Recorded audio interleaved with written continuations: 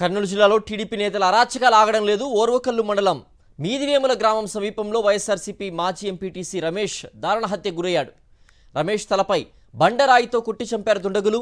కర్నూలు నుంచి మీదివేములకు వెళ్తూ ఉండగా రమేష్ను అడ్డగించి ఈ దారుణానికి ఒడిగట్టారు.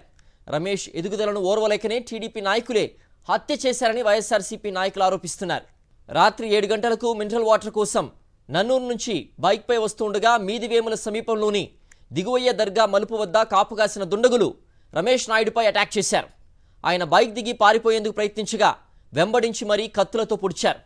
దీంతో రమేష్ నాయుడు కింద పడిపోవడంతో ఆయన ముఖంపై బండరాయితో విచక్షణరహితంగా కుట్టి చంపారు.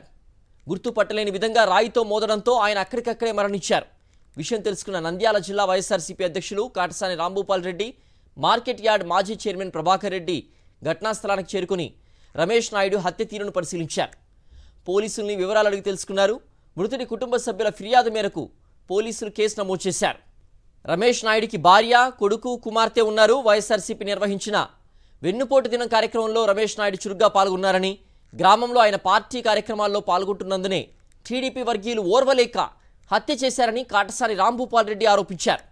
గతంలో కూడా రమేష్ నాయుడు ఇంటిపై దాడి చేశారన్నారు.